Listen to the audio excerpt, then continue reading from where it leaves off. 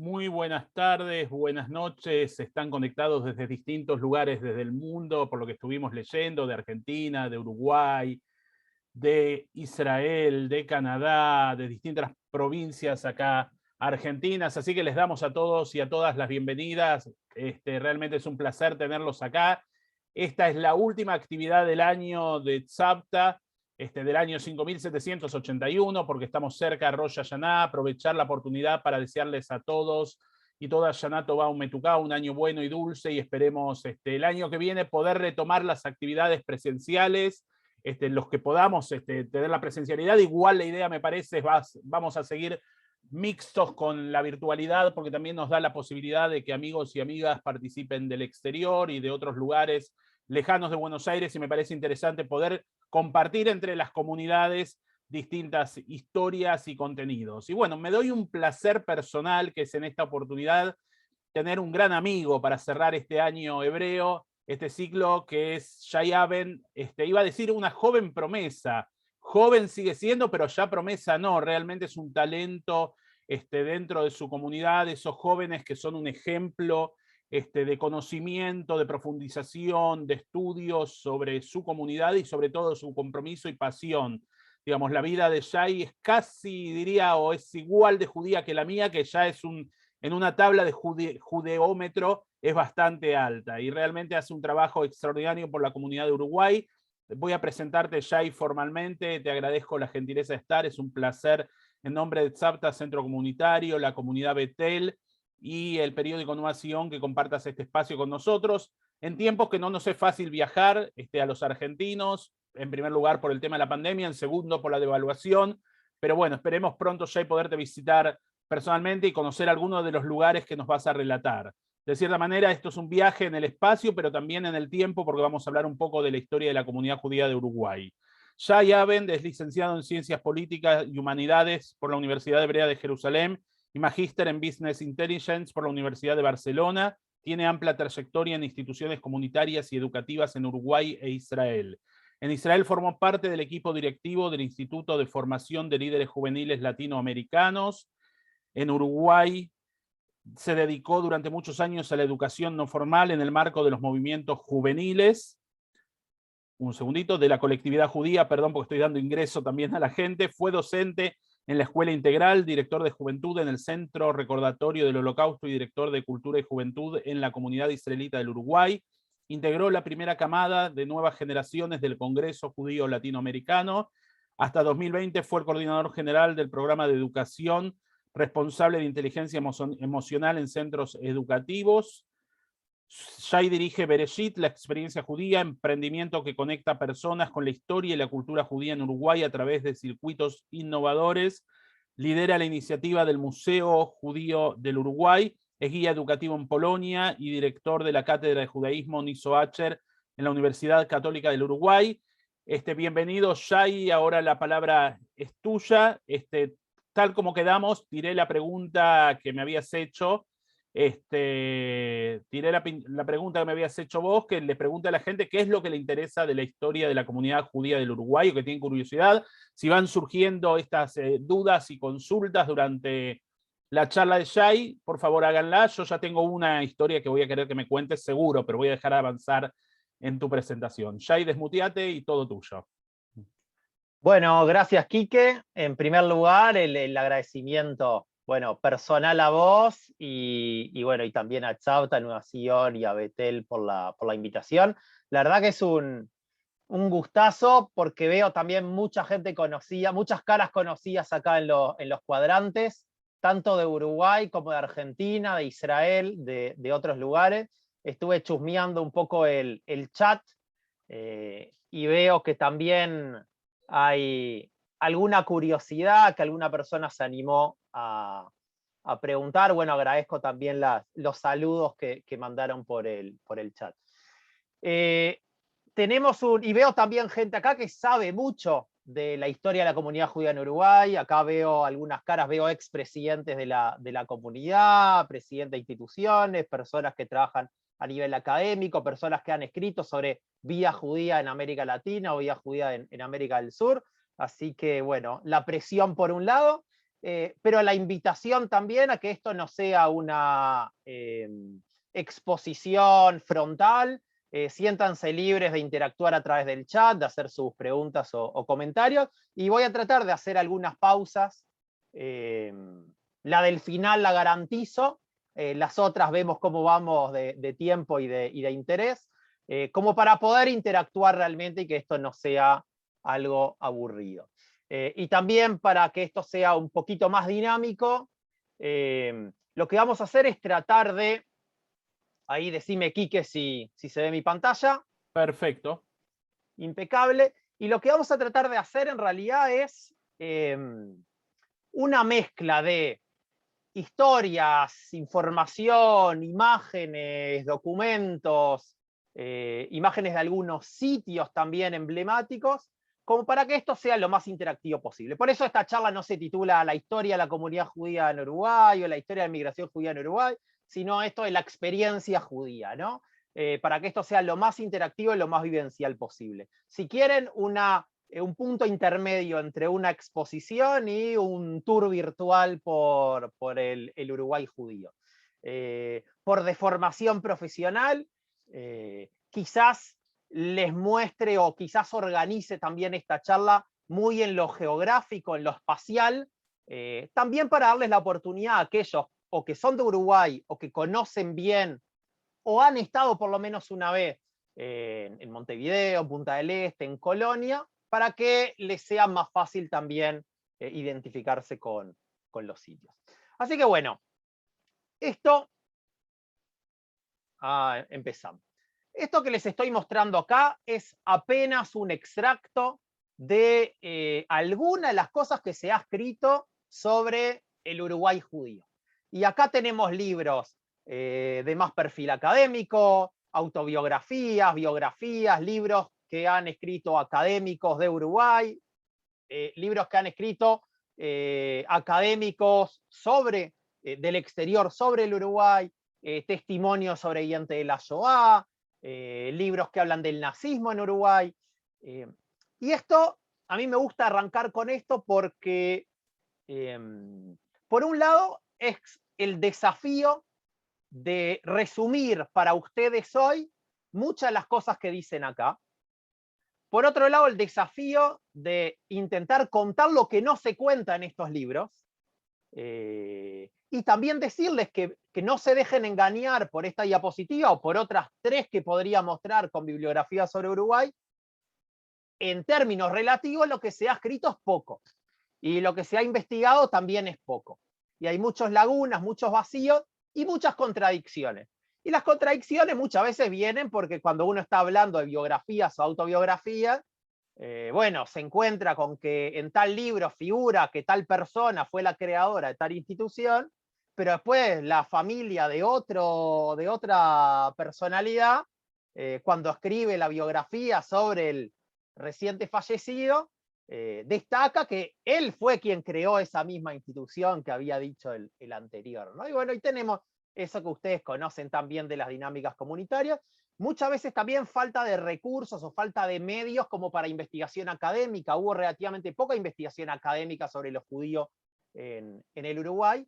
Y también hay que decirlo, y veo que acá hay especialistas en el tema en Israel o que han trabajado muchos años en el mundo judío latinoamericano, también hay que decir que los uruguayos o la comunidad judía uruguaya siempre se enorgulleció de la gran diversidad y el gran activismo comunitario que hubo desde siempre en la comunidad judía uruguaya, sobre todo en lo que tiene que ver con el mundo sionista y sobre todo lo que tiene que ver con los movimientos juveniles. Acá venían los shlichim, los emisarios del exterior, y siempre se presentaba a Uruguay como el oasis o la reserva natural del sionismo en el mundo, con partidos políticos que no existían en Israel, pero que seguían existiendo acá en el Uruguay. Y pese a eso, nosotros siempre decíamos que Dios está en todas partes, pero atiende en Buenos Aires.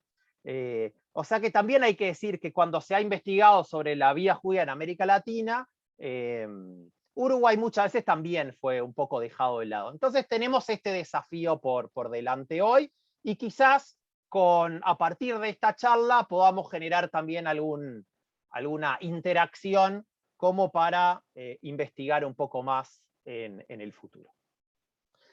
Y hablando de bibliografía, esto es la primera mención escrita que podemos encontrar sobre presencia judía en Uruguay. Y tiene que ver con Argentina, porque esto es un diario, Ecos del Progreso, de la ciudad de Salto. Salto está frente a Concordia, en el norte del Uruguay, y esto es de 1878, y habla de que algunos adictos a la ley de Moisés, residentes en Montevideo, intentan abrir una sinagoga donde se oficiara semanalmente según los preceptos hebraicos. Y vean que dice, se ha solicitado un valioso concurso de los directores de la sinagoga de Buenos Aires, pues se sabe que en esta capital hace algún tiempo existe templo judío.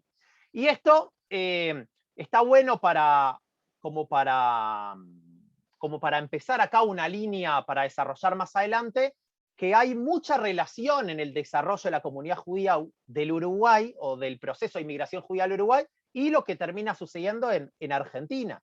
En Argentina van a ser otras magnitudes. En Argentina va a ser mucho anterior a lo que va a ser el desarrollo de la vida judía en Uruguay, pero tenemos muchos puntos en contacto que a mí me gustaría también mostrarles hoy. Si hablamos de la primer presencia judía en el territorio que hoy llamamos Uruguay, nos tenemos que remontar a la época colonial. Y si hablamos de época colonial, en Uruguay estamos hablando de Colonia del Sacramento, y muchos conocen la famosa calle de los Suspiros, fundada en 1680 por Manuel de Lobo, por el portugués Manuel de Lobo, de quien dicen que fue descendiente de criptojudíos, judíos marranos, nuevos cristianos, la denominación que quieran. Y acá hay un gran vacío, yo siempre digo, Colonia es el encuentro entre la historia y la leyenda. Acá hay mucho vacío en la investigación de la presencia judía en la época colonial en lo que es el territorio uruguayo, porque Boleslao Levy, Nosabán, que han sido los que más han estudiado el fenómeno, sobre todo en Argentina, en Brasil, bueno, de México hay un montón de trabajo, muy poco se ha investigado sobre Uruguay. Y el caso de Colonia del Sacramento es interesante porque tenemos algunos vestigios o algunos indicios o pistas de la presencia judía en Colonia del Sacramento. Una de ellas está en una posada, en la posada Plaza Mayor, que si uno baja las escaleras se encuentra con esto que podría ser restos de una antigua mikve, por ejemplo, encontrada en Colonia. Así que interesante terreno para investigar muchísimo más. Si seguimos con la época colonial, podemos hablar también de presencia judía en la colonia Montevideo. O sea, el proceso de fundación de Montevideo arranca en 1726 hasta 1730, si se quiere. Aquí tenemos el plano, una imagen de lo que era la ciudad amurallada de Montevideo. El edificio alto es la catedral, el edificio que está enfrente es el cabildo, los dos poderes, el religioso y el político, y también hubo presencia judía en la época colonial. Y eso lo sabemos por algunos apellidos de pobladores españoles, eso lo sabemos porque a la hora de fundar jurídicamente la ciudad se hablaba de evitar la presencia de judaizantes o de moriscos para ejercer cargos públicos, y eso lo sabemos porque había incluso parte de lo que es la actual Juan Carlos Gómez, para quienes conocen la ciudad vieja de Montevideo, llamada Calle de los Judíos. O sea que había ahí alguna pista. Ahora, esto de la época colonial es lo que resta por investigar muchísimo más. Lo que sí sabemos es que aquí lo que fue el fenómeno de la inmigración judía al Uruguay se desarrolla en 5 grandes olas. Comienza a finales del siglo XIX, estamos hablando de 1880, 1882, vean la relación con lo que pasa en Argentina, vean la relación con lo que pasa en el mundo judío, la primera alía, y allí tenemos inmigrantes, algunos inmigrantes sefaradín que van a llegar acá, y esto es un momento para decir que la inmigración judía sefaradí que llega al Uruguay es bastante diferente que la que llega a Argentina. Aquí la mayoría de los judíos sefaradíes vienen de Turquía, vienen también de Grecia, la isla de Rodas, de la cuenca del Mediterráneo, muy pocos de los países árabes, Siria, Líbano, a diferencia de lo que sucedió en Argentina o en otros lugares. Tenemos una segunda ola inmigratoria allá entre 1905 y el comienzo de la Primera Guerra Mundial. Tenemos la inmigración del periodo de entreguerras. Después tenemos los años 30, donde los judíos que se escapan de los regímenes nazifascistas, y ahí vamos a ver que Uruguay es un país que, si bien tenía algunas políticas inmigratorias, como se dice, de puertas entornadas, porque en algún momento estuvo limitado el ingreso, por otra parte podemos decir que Uruguay fue de los países, al igual que Bolivia, por ejemplo, que abrieron sus puertas a refugiados judíos, y así llegamos también a la última gran ola, la quinta ola, que es la de los sobrevivientes de la Shoah. Se calcula que entre 3.000 y 3.500 sobrevivientes, estos son datos que hay que seguir investigando, llegaron a Uruguay, no todos se quedaron aquí, algunos lo tomaron como lugar de tránsito para ir a otros lugares donde la inmigración estuvo cerrada en esos años. Ahora, lo que sabemos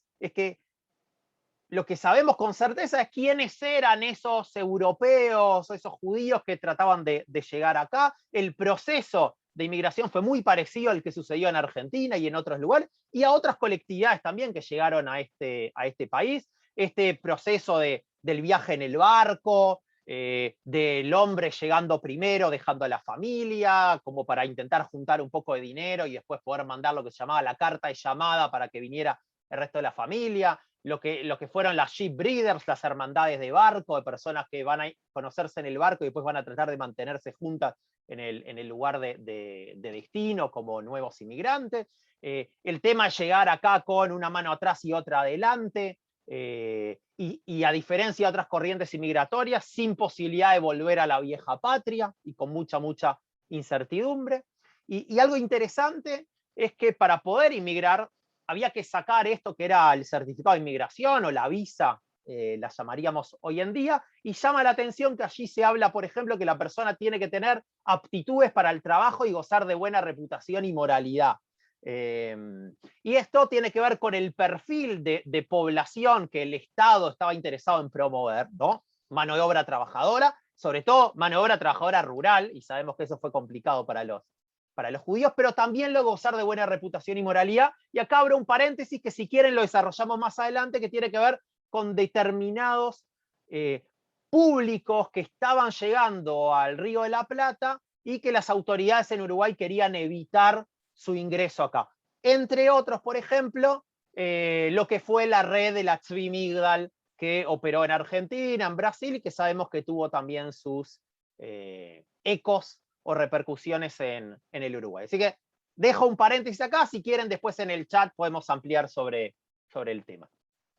Y bueno, y esos inmigrantes que llegaban con muchísima expectativa en ese viaje en barco, hay que decir que los primeros inmigrantes en realidad llegaron a Argentina y a Brasil, y recién después con la inauguración del puerto de pasajeros de Montevideo, es que empiezan a llegar más masivamente, década del 20, década del 30, y aquí se van a encontrar con otros inmigrantes que lo van a estar esperando. Y esto es el momento de hablar de las primeras organizaciones judías en realidad que surgen en Uruguay, que son las organizaciones de inmigrantes, de ayuda al inmigrante. De hecho, la primera organización judía formal se crea en Uruguay en 1909 y se va a llamar Ezra o Ezra, precisamente ayuda al inmigrante, ¿no? Y a partir de aquí vemos un patrón de institucionalidad que es muy parecido a lo que sucede en Argentina. Esos inmigrantes van a vivir o van a residir prácticamente en todos los departamentos del Uruguay, en todos los barrios de Montevideo.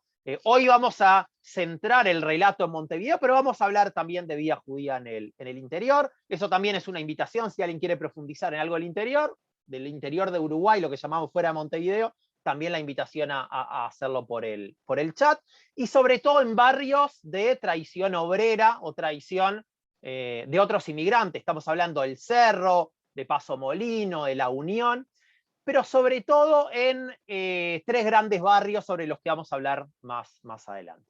Hay que decir que en Uruguay también tuvimos intentos de colonización agrícola judía, no en la magnitud de Argentina, no esto del fenómeno de los gauchos judíos, y sé que ustedes, Quique, y muchos de los que están acá en el chat han trabajado, investigado y disertado sobre la temática recientemente, pero tuvimos tres experiencias o experimentos de colonización agrícola judía. La colonia 19 de abril en Paysandú, Paysandú también en el norte de Uruguay, a la altura de Colón, la colonia Tres Árboles, en la zona del Río Negro, y la colonia Wilson en San José, y ninguno de los tres prosperaron mucho tiempo, condiciones muy difíciles. Sabemos también de las dificultades judías para trabajar la tierra después de siglos donde el trabajo agrícola les era negado, y finalmente se terminan desarmando, pero la colonia 19 de abril fue lo que dio origen más adelante, o lo que inspiró más adelante, una vida judía más institucionalizada, que va a ser la comunidad judía de Paysandú. Durante muchos años, la gran comunidad judía en Uruguay fuera de Montevideo. La tierra prometida, ¿no? Como aparece acá.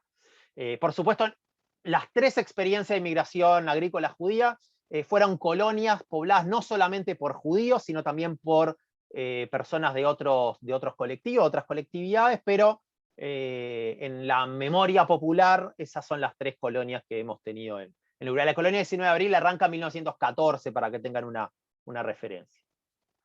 Y en Montevideo, esos inmigrantes van a residir mayormente en casas de inquilinato, en conventillos, esas estructuras comunitarias con un patio en el medio, con cocina, baños compartidos, donde muchos judíos se van a mezclar también con otras corrientes migratorias, y eso va a tener su influencia también en el desarrollo, por ejemplo, de la cultura del Uruguay de hoy, el desarrollo del tango, el desarrollo del carnaval, que tiene que ver con la fusión y mezcla entre culturas. Y va a haber algunos barrios típicos de inmigración judía. Por ejemplo, la Ciudad Vieja. En la Ciudad Vieja de Montevideo, que aquí vemos un plano aéreo y lo que está marcado en amarillo es por donde pasaba la antigua muralla de la ciudad, lo que era la ciudadela, ese punto 22, es donde actualmente está la Plaza Independencia, para que se ubiquen, y el 10 y 11 está ubicado frente a lo que es el puerto de Montevideo, donde se llega en el buquebús para quienes nos visitan año a año. Y allí en la Ciudad Vieja se van a asentar mayormente judíos de origen sefaradí. Y como le decía antes, proveniente de Turquía, de Grecia, Isla de Rodas, hasta había cierta similitud con el paisaje de origen, esto de vivir frente a el mar, no en este caso, frente al río. La proximidad con el puerto les permitía tener todo tipo de trabajos zafrales y de conseguir alguna primera ocupación, y allí van a ir creando también sus instituciones. La mayoría de los ashkenazim, provenientes de Europa Oriental, se van a asentar en lo que se conoce como el barrio Reus, barrio Goes, Villa Muñoz, que hasta el día de hoy es conocido popularmente como el barrio de los judíos, por la alta concentración de población y de instituciones también, y más adelante vamos a hablar un poco de este barrio. Y los judíos ocupaban las profesiones o las ocupaciones o que traían de Europa o que eran típicas para inmigrantes acá. Y hay que decir que muchas ramas de la industria nacional del Uruguay fueron desarrolladas o los judíos contribuyeron bastante a su desarrollo. Podemos hablarle de la industria textil, por ejemplo, la industria del mueble, de la madera, donde había una concentración interesante de inmigrantes judíos. Aquí también talleres de costura. Por supuesto, choferes de tranvía. Y por supuesto que la ocupación más común para esos inmigrantes era la del vendedor ambulante, sobre el que vamos a hablar en un ratito. El patrón de desarrollo institucional fue muy parecido a la comunidad judía argentina y en particular la de Buenos Aires. Esto de comunidades de origen que se crean primero como sociedades sagradas o sociedades piadosas, la Hebra Kadisha, en el caso Ashkenazí, Gesed Shelemet, en el caso sefaradí. A partir de la creación del cementerio judío, se empieza a dar el desarrollo de otro tipo de necesidades que tenían esos inmigrantes. Hay que decir, y acá abro también un paréntesis, en el caso del cementerio israelita de la ciudad de La Paz, en Uruguay, es el único cementerio judío que tenemos, tiene 5 sectores, uno por cada una de las 4 comunidades madres o comunidades de origen: la comunidad israelita Ashkenazí o Keilah, la comunidad israelita sefaradí, la comunidad israelita húngara del Uruguay y la nueva congregación israelita de Montevideo. fundada por inmigrantes de origen alemán o de habla alemana. Hoy hablamos de un cementerio intercomunitario donde están esas 4 comunidades, pero cada una tiene su sector. El quinto sector en realidad corresponde a la Mutual Israelita del Uruguay, la MIDU, y aquí estamos hablando de judíos progresistas. Ahí podemos hablar también de una rama de judíos comunistas, judíos anarquistas, un lugar en el cementerio donde podemos encontrar lápidas, por ejemplo, con símbolos de la hoz y el martillo, escritos en yiddish, y luego más adelante vamos a hablar un poco de cómo se organiza la comunidad desde el punto de vista ideológico. Y esas 4 comunidades madre terminan formando lo que es el Comité Central Israelita del Uruguay, la paralela, digamos, a la DAIA, que nuclea a todas las instituciones que reconocen la existencia del Estado de Israel y se definen a sí mismas como sionistas. Y acá ya hay un patrón, una característica, una curiosidad muy interesante de la vida judía en Uruguay, que tiene que ver con la fuerte presencia del movimiento sionista y del Estado de Israel y de la cultura israelí en la idiosincrasia comunitaria. Creados los cementerios, se empiezan a crear también otras instituciones, además de sinagogas, por supuesto, se empiezan a crear escuelas, se empiezan a crear también agrupaciones culturales, teatro, cooperativas o bancos. Lo que decíamos, por ejemplo, mutualistas, asociaciones deportivas, que llegamos a tener 4 clubes deportivos judíos en Uruguay. Este es el que sobrevive al día de hoy, abierto a todo público. Instituciones internacionales como la Beneverit, por ejemplo, que interesante, en el caso uruguayo fue fundado por, empezó con la corriente de Sefaradim, fundando la Beneverit Oriental, y luego fue una de las instituciones justamente que se logró la comunión entre Ashkenazim y Sefaradim. Instituciones educativas técnicas, por ejemplo la ORT, que a diferencia de lo que sucedió en Argentina, lo que sucede en Argentina hoy en día, aquí en el Uruguay hoy en día es una universidad, una de las universidades privadas que tiene el Uruguay, pero que se crea como escuela técnica, como conocemos nosotros en distintas partes del mundo. Instituciones femeninas, en este caso la BITSO. Y por supuesto movimientos juveniles que hasta el día de hoy van a ser el núcleo quizás más vibrante y mayoritario también de activismo comunitario, institucional en el Uruguay, que es la presencia de los movimientos juveniles sionistas. Esto es una curiosidad que me interesa compartir con ustedes, especialmente, que tiene que ver con que el desarrollo de la vida judía en Uruguay tuvo siempre a Buenos Aires o Argentina en el foco. Porque, por ejemplo, esto es una celebración a principios de los años 30 de Pesaj en Uruguay. Pero las primeras matzot se traían de Buenos Aires. El primer Sefer Torah se trae de Buenos Aires.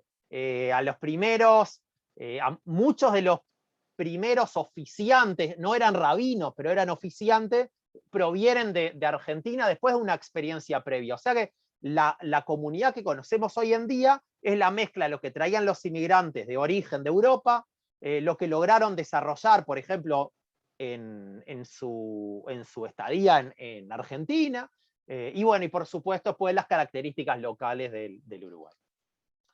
Y a diferencia de Argentina, tenemos que marcar, o de otros lugares, hubo 2 grandes patrones o 2 grandes fenómenos que marcaron una impronta realmente diferente en lo que fue el desarrollo de la vida judía en Uruguay. O 2 factores que colaboraron, que contribuyeron a la buena integración de los judíos en el Uruguay. La primera tiene que ver con, y acá estamos viendo la foto del Palacio Legislativo, nuestro Parlamento. Hace poco festejamos el Día de la Independencia y también un nuevo aniversario de este edificio. que está ubicado en la entrada a lo que es ese barrio de los judíos, sobre el que vamos a hablar ahora en un ratito, pero que nos habla de la política en Uruguay, y particularmente lo que es la separación entre religión y Estado. Uruguay como Estado laico, Uruguay donde el proceso de secularización se da a partir de la década del 10, en los años 16, 17, 18 y sobre todo 19, con la nueva constitución, se separa la religión del Estado y, como dice en la Constitución del Uruguay, artículo 5, todos los cultos son libres en Uruguay, el Estado no profesa religión alguna, y eso le permitió a muchos judíos sentirse cómodos de practicar su judaísmo aquí en el país. Y el otro componente, el otro factor integrador fue la escuela pública, que fue una escuela pública, gratuita y laica también, y que le permitió a muchos inmigrantes ir, por ejemplo, de mañana a la escuela pública y a la tarde a la escuela judía complementaria. Por supuesto que eso no estuvo exento de dificultades. Hoy hablaríamos de bullying contra esos inmigrantes que mezclaban palabras en yiddish y en español, pero en definitiva fue un factor integrador y que le permitió a mucha gente salir adelante. Hay que decir también, al igual que en Argentina y en otros lugares, para los sefaradín quizás fue un poco más fácil, nuestros sefaradín, ¿no? los que hablaban ladino o judeo-español. Para los ashkenazim, por supuesto que fue un poco más complicado el tema de lo idiomático, y más adelante vamos a ver que eso también generó que algunos incluso volvieran a sus países de origen.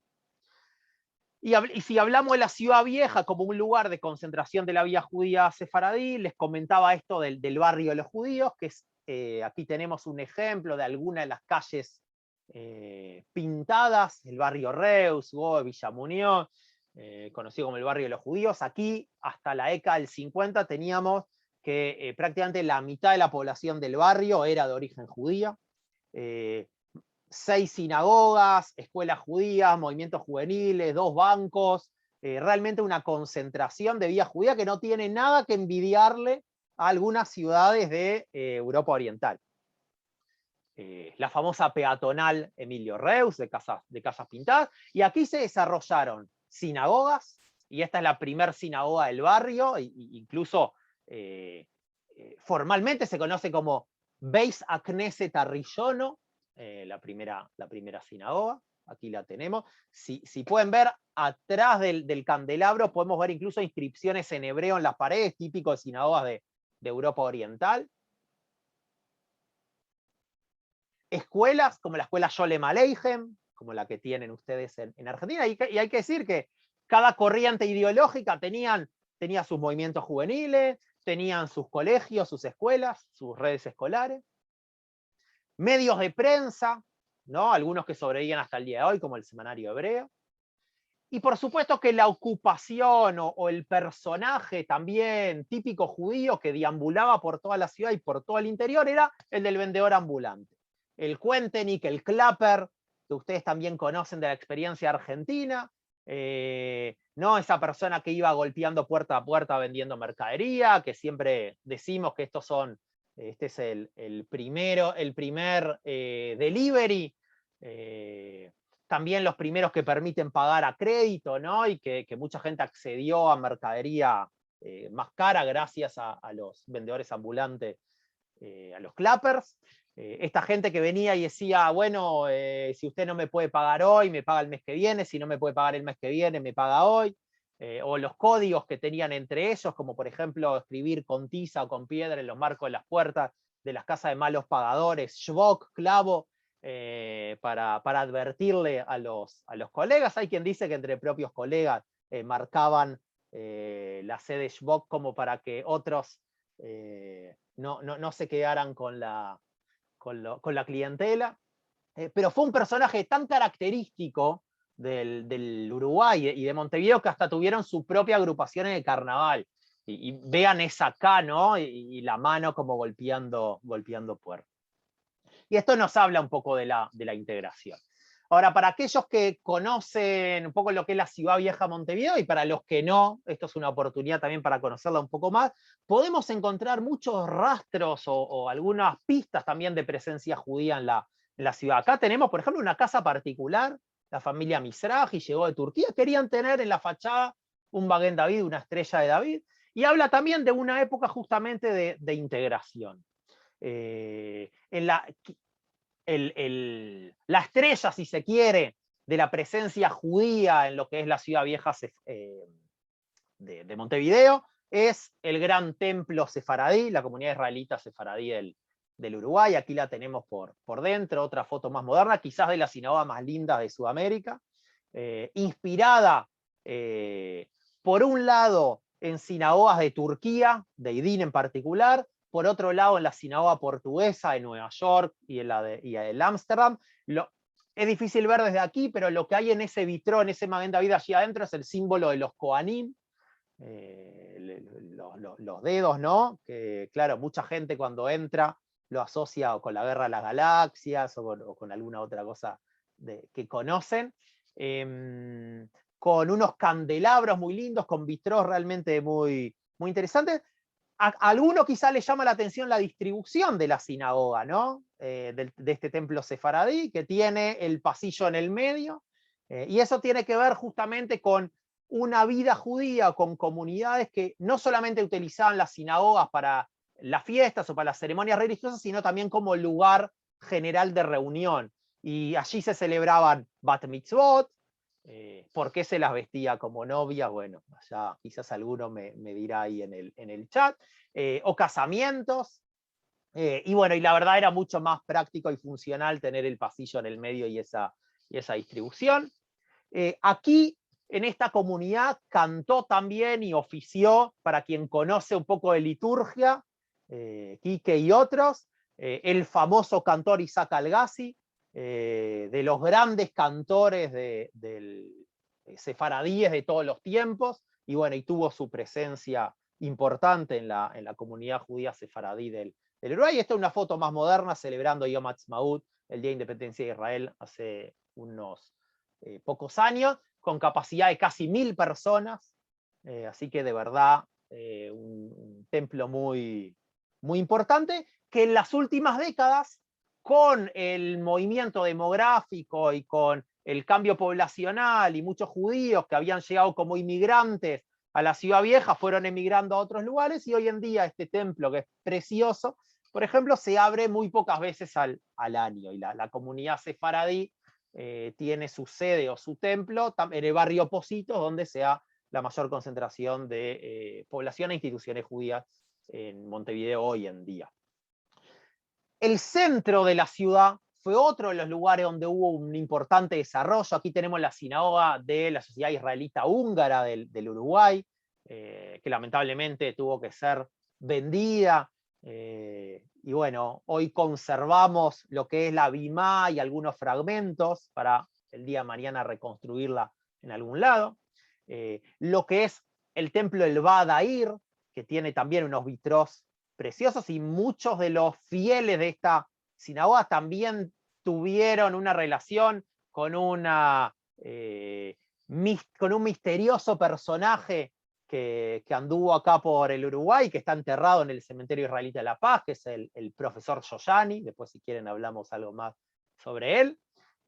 La Keilah, la sede central de la Keilah, la comunidad israelita del Uruguay, también en el centro de la ciudad, donde tradicionalmente en sus otras sedes y en su sede actual se celebraban algunos de los mayores acontecimientos comunitarios, el tema del Día de Recordación de la Shoah o el Yom Ha'atzmaut. Esto es una foto más moderna.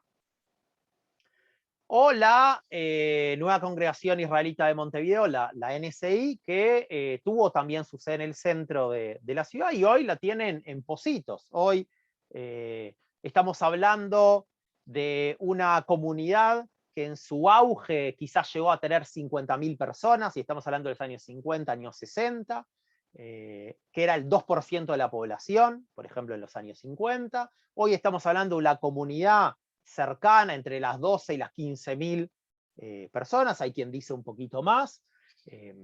Lo que es innegable es que en 3-4 décadas la comunidad perdió entre 30 y el 40% de su población, y ha ido migrando sus instituciones y las residencias a lo que es el barrio de Pocitos. Allí tenemos justamente la NSI, tenemos el centro Maimónides de la comunidad judía sefaradí, aquí tenemos al expresidente Sanguinetti disertando, la comunidad Yavne, también en Pocitos, que tiene también su escuela, las 2 escuelas judías que tenemos en Uruguay, el Yavne y la Escuela Integral Hebreo Uruguaya, también en el barrio de Pocitos. Y en el barrio de Pocitos también tenemos a las 7 movimientos juveniles judeo-sionistas muy activos, de una vida muy vibrante que tenemos aquí en el Uruguay.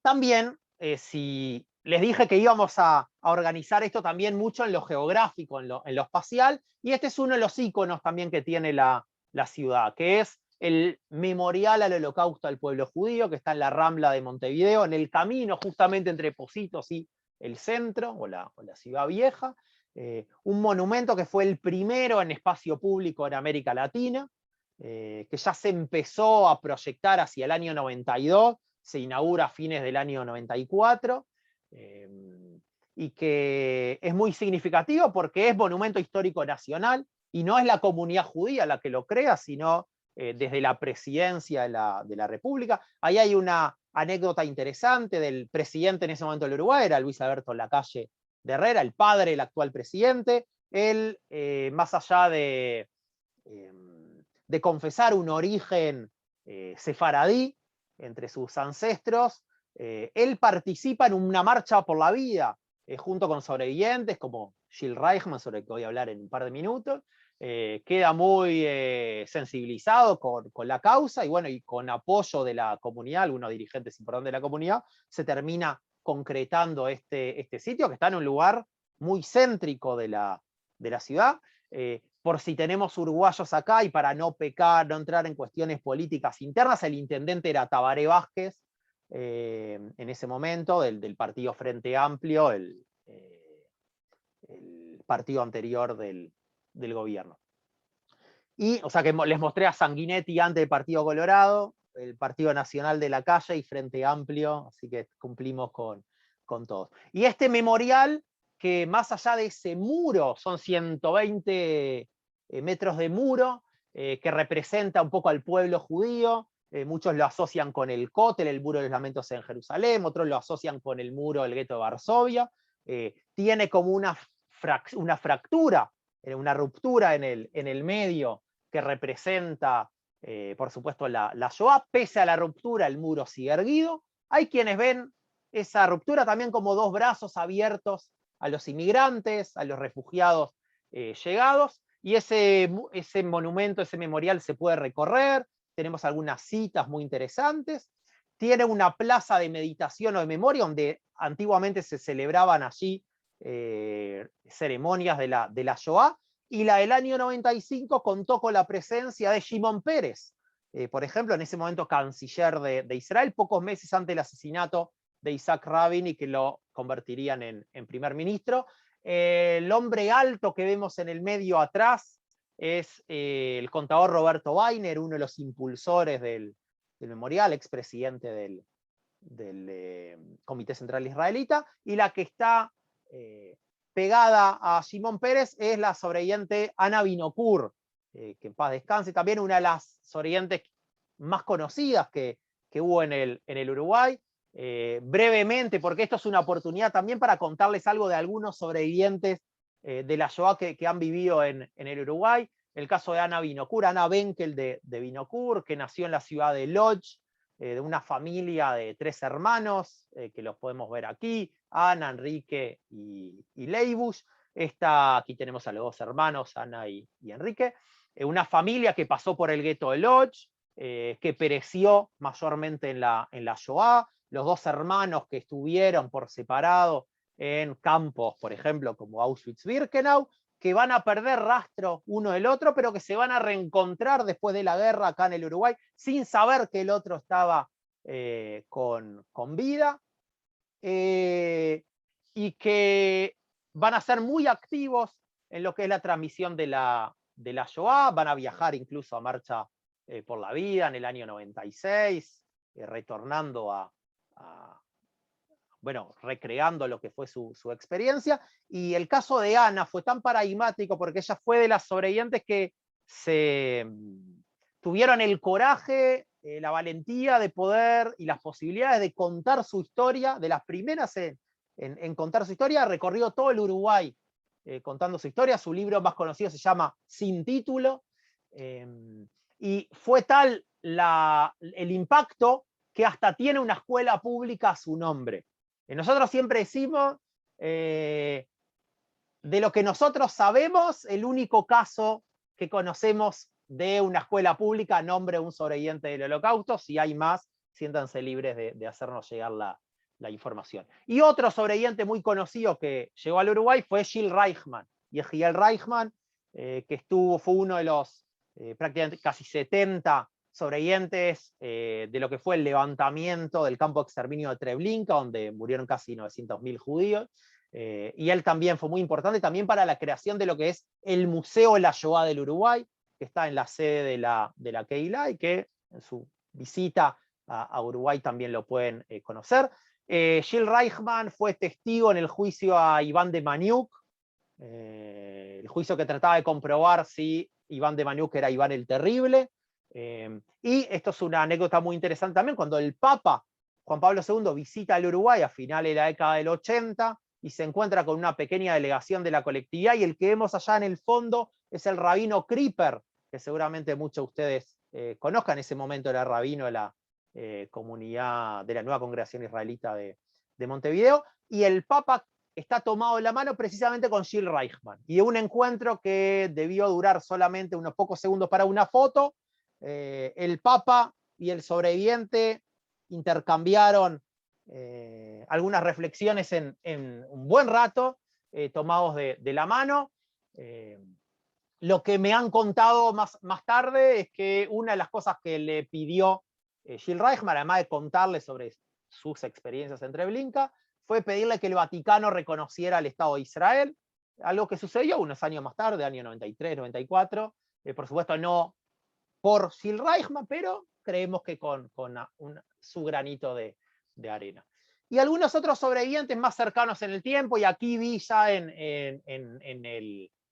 este Zoom, ya hay personas muy cercanas a esta persona. Esta es Gisa Alterwein de Goldfarb, conocida por muchos como la niña La Maleta, por el libro o el documental que se hizo sobre su historia, y es la historia de una bebé judía que nace en el gueto de Varsovia y que es sacada del gueto hacia afuera, precisamente en una maleta, en un bolso, como parte de esa red de protección a niños judíos, como la red de Irena Sendler, conocida por muchos de ustedes. Los padres terminan pereciendo de la Shoah, pero ella llega a una familia polaca no judía que la cría, logra sobrevivir la guerra.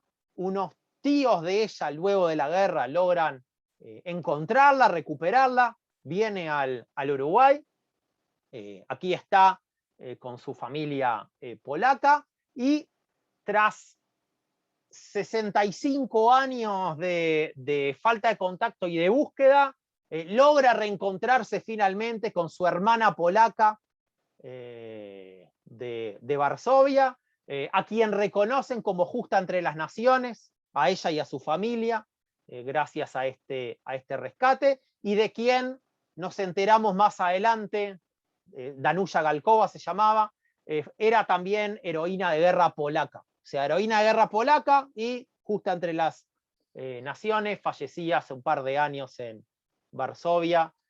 Aquí la tenemos saludando a Obama. Esta foto fue la foto del año en Polonia hace unos años. Y esta imagen, o la imagen del reencuentro de las dos hermanas, la hermana judía y la hermana polaca, en el aeropuerto de Chopin en Varsovia, es hoy en día la foto central de la exposición de Justos entre las Naciones en el Museo de los 1000 años de vida judía en Varsovia, para aquellos que han estado. Este memorial al Holocausto tiene también una pequeña placa muy interesante en homenaje a Ana Balog. Y Ana Balog es una joven, una adolescente judía uruguaya, víctima de la Shoah. Y acá alguno dirá, bueno, ¿cómo puede ser una joven judía uruguaya víctima de la Shoah? Y bueno, es el caso, un poco lo que le decía antes, el caso de una pareja judía húngara que llega al Uruguay en la década del 20, que nacen aquí dos hijas, dos hermanas, Ana y Eva. La madre, las hermanas no logran adaptarse al Uruguay, una cultura muy diferente, idioma diferente, deciden volver a finales de los años 20 a Hungría, a Budapest. Y como ustedes saben, en el año 44, la comunidad judía húngara es la última gran judería en ser exterminada por los nazis, y Ana va a perecer a los 15 años de tifus en Auschwitz-Birkenau. Y la placa que se coloca en el año 2009, en ese momento era el único caso que se conocía de una judía uruguaya víctima de la Shoah. Hoy, si uno entra en el buscador de Yad Vashem, y esto es un ejercicio que recomiendo también para los hermanos argentinos, y busca país de nacimiento o residencia previo a la guerra o durante la guerra, Uruguay, o ustedes pueden buscar por Argentina, aparecen unos 10 casos de otras personas que por diferentes motivos, habiendo nacido o residido en Uruguay, previo a la guerra o durante la guerra, por distintos motivos terminan como víctimas de la Shoah. Hablé mucho de Montevideo. Hay que mencionar también las dos grandes comunidades organizadas que hubo y hasta el día de hoy existen en Uruguay, que es la comunidad judía de Paysandú, que llegó a tener más de 60 familias, y hoy quizás estamos hablando de 20 y pocas familias.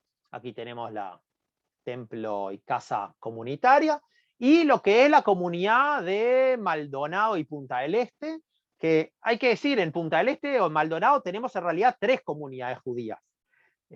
Tenemos la comunidad de aquellos judíos uruguayos inmigrantes que inmigraron a Maldonado, al departamento de Maldonado, Punta del Este, Ciudad de Maldonado, Piriápolis y alrededores, y fueron organizándose y teniendo una vía institucional.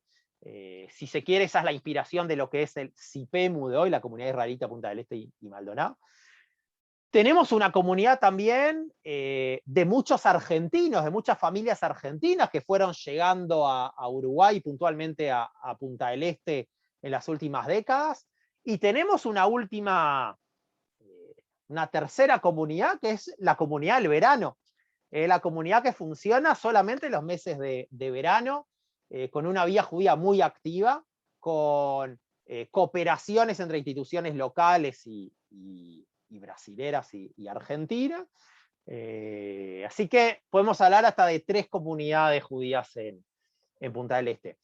Quizás el edificio que mejor lo representa es este, ¿no? La parada 1 de Punta del Este, para quienes conocen, que del lado derecho, Beit Meir, la primera sinagoga, la primera organización sinagogal, y a mano izquierda Beit Yaakov, ya la más moderna. Esta es de varias familias. Esta es la de Beit Meir, y esta es la de Beit Yaakov, ¿no? También quizás de las sinagogas más lindas y modernas, ¿no? Lujosas, si se quiere, de Sudamérica. Bueno, algunas de las familias que contribuyeron con su creación. Es una sinagoga que durante el año está cerrada, mayormente cerrada, ¿no? Pero que en verano, fuera de pandemia, tiene un boom muy, muy interesante.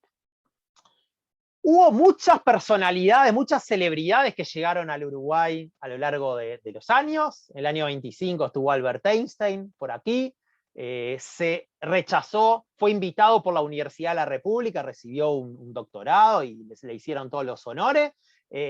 Rehusó quedarse en un hotel y se quedó en la casa del presidente de la comunidad, y caminando por la avenida 18 de Julio se encuentra con el filósofo uruguayo más importante o más conocido, Bas Ferreira. Se sientan en ese banco a conversar, y eso hoy en día está perpetuado en esta escultura que podemos encontrar en una de las plazas que tiene la avenida 18 de Julio hoy en día.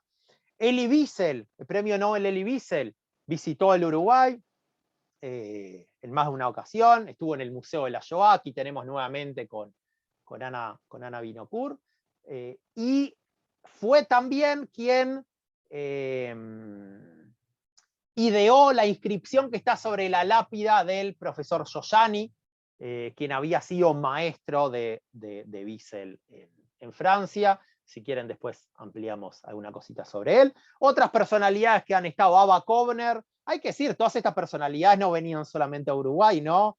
Antes o después de la visita a Montevideo también han estado en Argentina, sobre todo en Buenos Aires. Zviya Lubetkin, también famosa sobreviviente del levantamiento de Beto Varsovia, que estuvo en el año 68.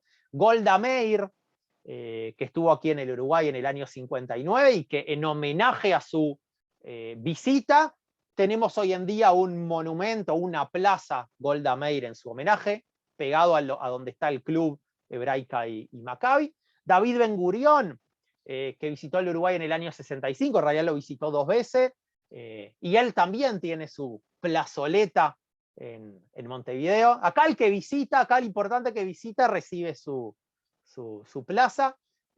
Menachem Begin, aquí en la sede del Betar, él no recibió placa. Y esta es la primera legación del Estado de Israel en América Latina, en Uruguay. Y aquí tenemos a Jacob Tzur, primer embajador, y quien era uno de los secretarios era Itzhak Nabon, quien va a ser más adelante presidente de Israel. Y ustedes saben que Israel fue de los países que, Uruguay fue de los países que más activamente trabajaron para la creación del Estado de Israel, tanto en la Comisión de las Naciones Unidas como después en la votación. Estos son los festejos del pueblo uruguayo en mayo del 48. Rodríguez Fabregat, el embajador Rodríguez Fabregat, quien se recuerda como quien luchó muy activamente en representación del Uruguay, justamente en la Comisión de las Naciones Unidas, que también tiene su plaza en Montevideo, y con un vínculo muy fuerte de relaciones de hermandad entre Uruguay e Israel, que se resume también con la Plaza Uruguay o con el Bosque Uruguay en Israel, con sellos, o con cooperaciones más aquí en el tiempo, como por ejemplo el Parque de la Amistad de Montevideo, que está inspirado en el Parque Javerín de Ranana, un parque totalmente inclusivo, con juegos para niños y niñas con y sin discapacidad.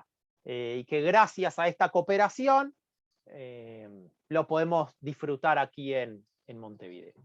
Así que una relación muy estrecha, y esta es una de las características también, uno de los patrones de nuestra vida comunitaria. Si la vida judía en las distintas comunidades del mundo, podemos hablar de 3 grandes divisiones: el mundo religioso, el mundo sionista, el mundo progresista o bundista. En Uruguay, después de la década del 30 y sobre todo con la creación del Estado de Israel, la comunidad se va moviendo hacia el campo sionista. Tal es así que pasó a ser hasta parte de la tradición de formar parte de la organización techo de la comunidad.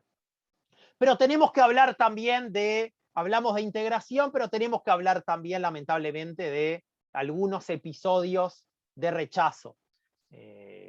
Algunos barcos que fueron rechazados durante la guerra, un partido nazi, un movimiento nazi, en realidad no llegó a ser partido político oficial a principios de la década del 30, y en el año 87 uno de los hitos, una de las grandes tragedias que recordamos en Uruguay, un señor de apellido Paladino, un neonazi, que un día cuelga una bandera nazi en su balcón, la balcón de su casa, elabora, confecciona una lista de judíos prominentes y sale a dispararles. Afortunadamente algunos no se encontraron en sus domicilios, llega a dispararle a 2 personas y asesina, por ejemplo, al señor Lasowski, que tenía una mueblería justamente en el barrio de los judíos. Esto fue uno de los episodios más traumáticos para la comunidad.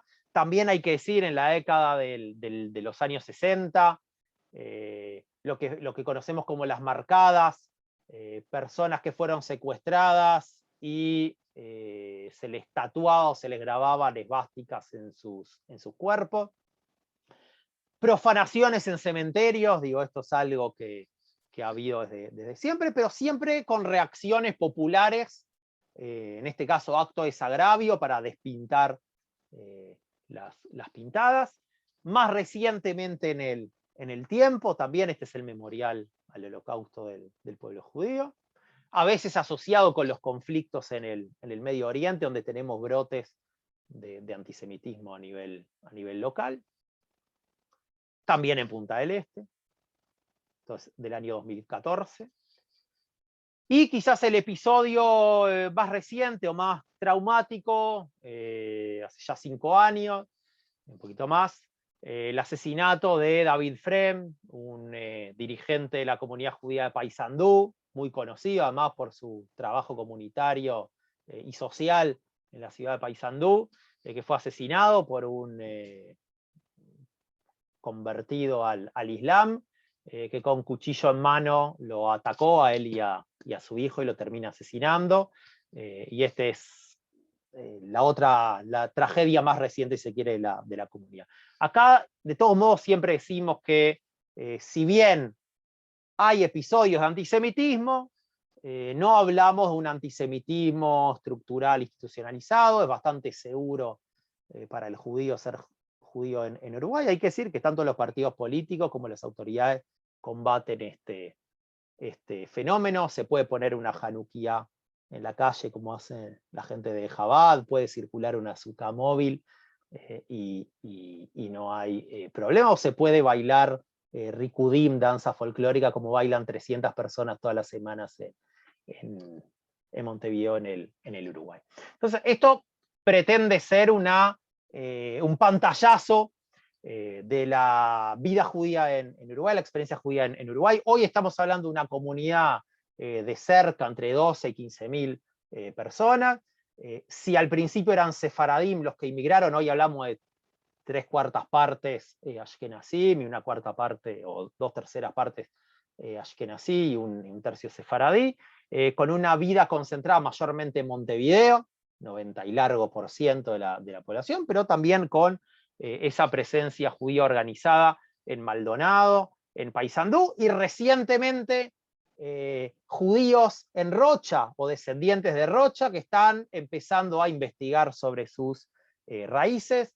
Cerca de 40 instituciones judías, al igual que en Argentina y en otros lugares, a veces alguna que hace trabajo similar, pero instituciones muy activas y muy valiosas, con cerca de unos 1.200 jóvenes en los movimientos juveniles, que aquí en el caso de Uruguay funcionan semanalmente entre 4 y 21 años de edad, o las 700 y pico de alumnos que tenemos en las 2 escuelas judías del Uruguay. Así que una comunidad muy vibrante, muy activa, y con una presencia también mucho más cultural que religiosa, ¿no? Y con esto quiero un poco cerrar y abrir. Si en otras comunidades de América Latina la presencia ortodoxa, religiosa y ortodoxa en particular, fue o es bastante más fuerte, en el caso uruguayo, por esta cuestión justamente de la separación entre religión y Estado, y la fuerte presencia del movimiento sionista, se puede decir que aquí el sionismo tomó el lugar que tomó la ortodoxia en otras comunidades.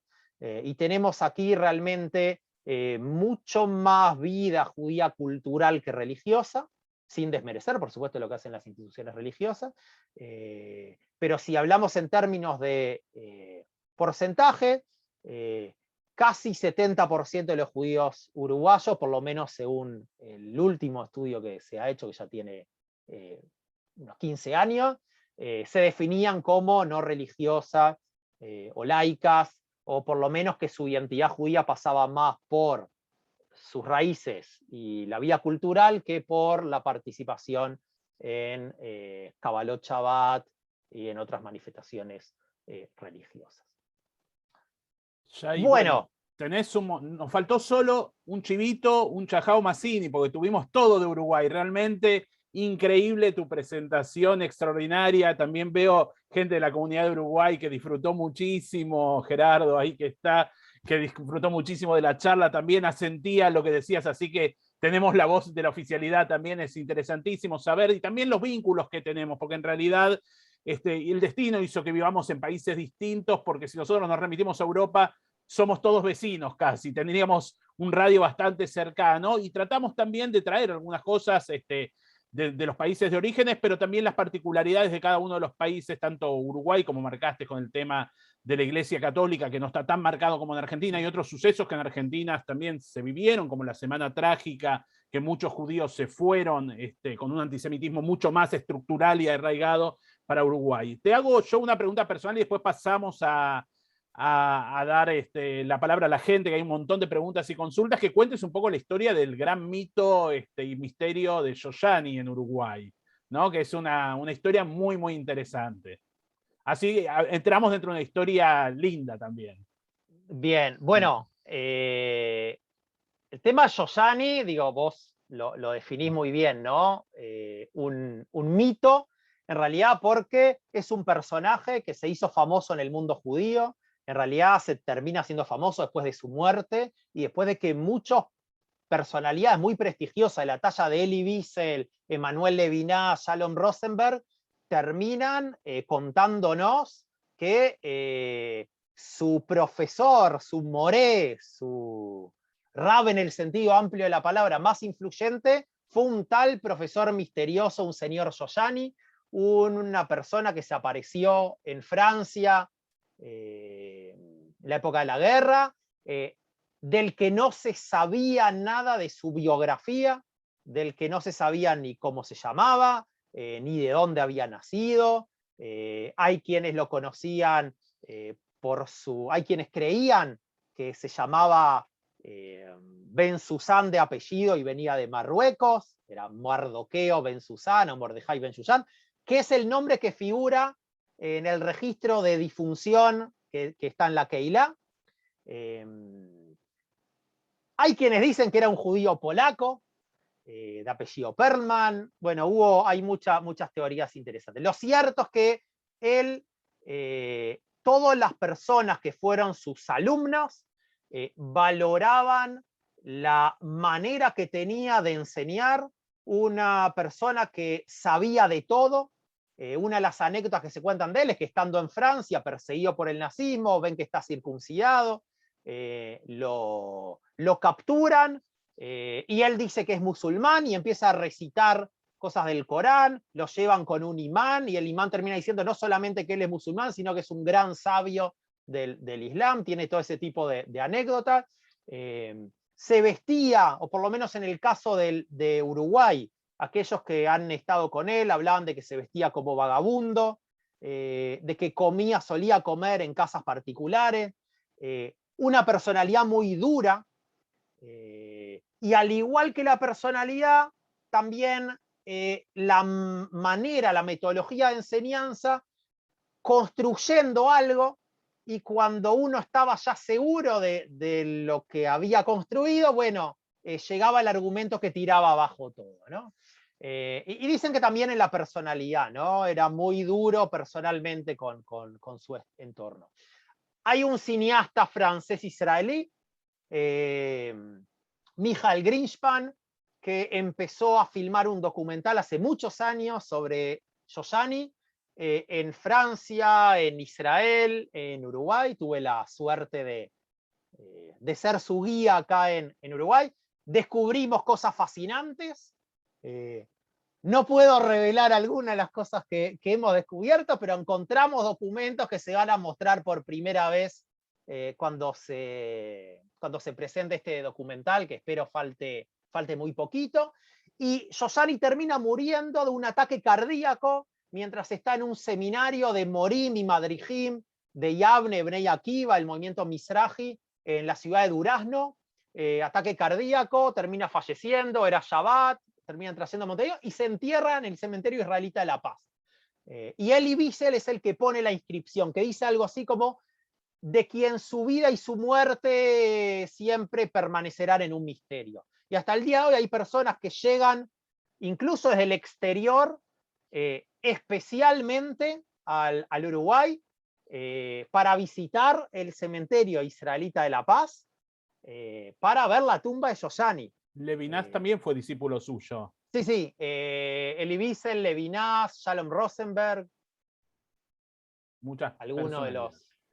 Bueno, yo voy a dar prioridad a los de Facebook también, porque siempre me olvido de los de Facebook y vemos Muy solo bien. de los de Zoom porque es más cómodo, pues lo estoy mirando del celular. Bueno, Joyana Volkovich desde Nueva York manda saludos. Dos preguntas. Primero, si hubo tratas de blancas en Uruguay, y por otro lado, sobre el periodismo en Yiddish en Uruguay, como por ejemplo el Bund. Bueno, empiezo por la segunda. Y para que pase un saludo de Dale. Daniel Barman por el Shai muy completo e interesante, que te manda un gran abrazo. Bueno, hablando de quienes han investigado la historia de la vida judía en el Río de la Plata. Bueno, empiezo por la segunda. El desarrollo que ha habido en Uruguay es un desarrollo parecido a lo que ustedes conocen de Argentina, de lo que es un judaísmo progresista muy activo, que en la década del 10, del 20, del 30, al igual que sucedía en Europa, llegó a dominar incluso la vida judía comunitaria, pero que en los años 30 y sobre todo en los 40 empieza justamente a chocar o a enfrentarse con la vida judía del movimiento sionista. Ahora, acá hubo escuelas, hubo medios de prensa, estamos en un proceso muy interesante. Esto, 2 minutos antes de terminar, Quique, me decís y cuento algo también después sobre esto, el rescate de los archivos, que tiene que ver también con la cultura yiddish. Aquí en el público y en el chat la veo activa, la escribana Esther Mostovich, por ejemplo, de Kuckerman, también una de las que viene impulsando hace muchos años, con el difunto marido también, todo lo que tiene que ver con la cultura yiddishista en el Uruguay. Y la prensa yiddish fue muy fuerte, y de hecho esta presentación o degustación de presentación que hicimos hoy es posible justamente gracias, o los documentos a los que accedemos, es posible gracias justamente a prensa judía de la época, y en muchos casos prensa judía en yiddish. Tuvimos Volksblatt, tuvimos bueno, muchísimos medios que eran de las escuelas, de los movimientos juveniles, de los movimientos políticos. Queda una sola institución todavía muy activa de lo que es ese judaísmo progresista, que es la Asociación Cultural Israelita Jaime Shidlovsky. Tienen también un movimiento juvenil, ese movimiento juvenil, y un movimiento también cultural muy importante, tan importante que hasta llegó a tener una agrupación en el carnaval hace unos años, se llamaba Queso Magro, la agrupación, y entre sus textos también figuraba la cuestión esta de lo judío. La segunda pregunta tenía que ver con la red de trata o de personas, de mujeres aquí en Uruguay. Uruguay fue un lugar de tránsito. Uruguay, cuando fue todo aquello de la ley de Palacios en Argentina, muchos de los proxenetas terminaron llegando al Uruguay, algunos se quedaron, otros después, cuando las autoridades en Uruguay los persiguen, vuelven a Argentina. Y hay una presencia de la red acá. Menor, muy combatida, pero algo muy interesante es que, al igual que en Argentina, intentaban mantener sus instituciones.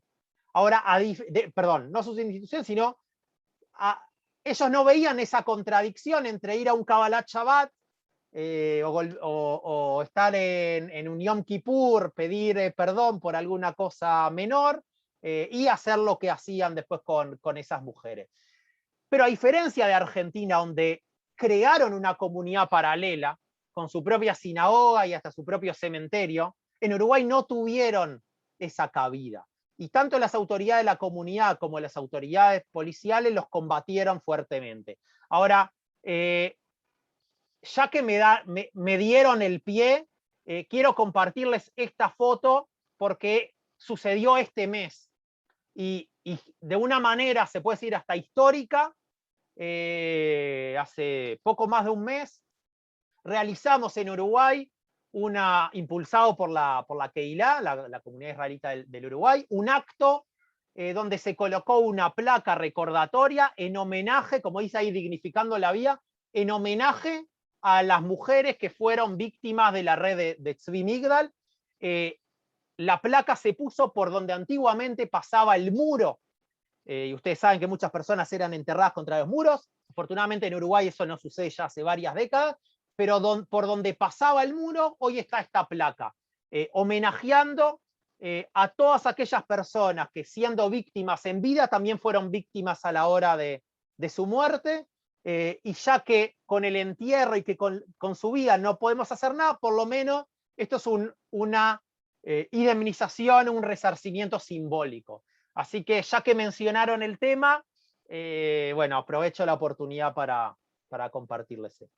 Ya que andamos por el cementerio ahí en La Paz, pregunta a Teresa Cedo, que es también una investigadora, ha hecho un gran trabajo de restauración en la comunidad de Mauricio. Les recomendamos a aquellos que no vieron el homenaje a la colonia Mauricio, poderlo hacer en el canal de YouTube del Tzavta Centro Comunitario. Preguntaba sobre la historia, que han hecho un trabajo en el cementerio al que se puede acceder a través de código QR. Si podés contar un poco el proyecto del cementerio. Bueno, acá uno de los cuadrantes, yo lo tengo al lado mío, ustedes no sé dónde, pero acá entre los cuadrantes tenemos al contador Gerardo Shvetsky, que fue presidente de la comunidad cuando se empezó a idear este proyecto. Fue una iniciativa que tuvo un origen muy noble, si se quiere, que tenía que ver con un trabajo de raíces que se venía haciendo desde la comunidad. De hecho, este proyecto que Quique contó un poco, yo dirijo este emprendimiento que se llama Bereshit, la experiencia judía, que trabajamos mucho en tours, en recorridos del Uruguay judío, del Montevideo judío, que surgió como un proyecto de jóvenes, de acercar gente joven a la comunidad, que estudien sobre sus raíces y la historia de la comunidad, y a partir de eso crear los circuitos y los recorridos. Ese proyecto fue creciendo de una manera que empezó a generar nuevas ideas y otros nuevos proyectos. En un momento, con ingenieros uruguayos que trabajan en Israel y que trabajan en Argentina también, se empezó a pensar en la posibilidad de que personas que no están en Uruguay puedan participar en celebraciones en el cementerio, ¿no? Entonces, bueno, se habló de instalar cámaras para que gente pueda participar de un yortzeit o de un entierro.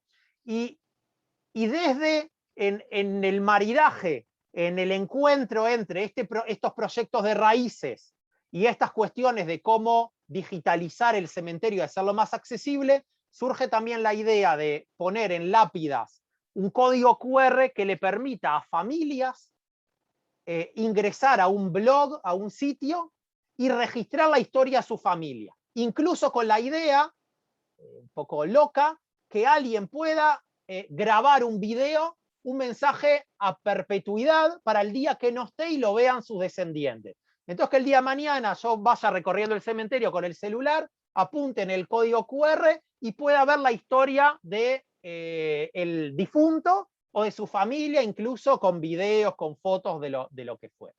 Ese proyecto tuvo un desarrollo institucional, se intentó comprometer a algunas familias con la iniciativa, lamentablemente no prosperó. Hubo también un momento donde la parte de la infraestructura no iba por el mismo camino que la parte del sentido de lo de las raíces, del registro de las raíces. No era un proyecto sostenible en ese momento también, y bueno, y quedó allí. Pero que alguien esté preguntando hoy sobre esto es un buen indicio de que algo quedó, y bueno, y la invitación a retomar este proyecto y llevarlo hacia otras áreas. Acá, bueno, Esther Mostovich, Cookie Herman dice, creo que a estas alturas me gusta escuchar del tema, aunque lo conozco y Jay Aben lo cuenta precioso, creo que es de Uruguay, ¿no, Jay?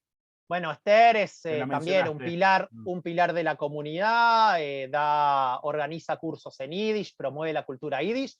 Algo interesante sobre si bien esto es un Estado, dijimos antes lo del carácter secular del Estado uruguayo, algo que lo expresa muy lindo es que hasta hace pocos años teníamos en las 3 universidades más grandes del país, teníamos estudios judaicos. La Universidad Ort, que tenía su departamento de estudio judaico, y bueno, una universidad con origen judío. La Universidad Católica del Uruguay, que tuvo hace 20 años la iniciativa que a mí me toca dirigir hoy, que es la Cátedra de Judaísmo, que lleva el nombre de Niso Asher, su fundador. Y en la Universidad de la República, la universidad pública, hubo curso de estudios judaicos y luego durante 18 ediciones un curso que lleva adelante justamente Esther de Talmud y Derecho.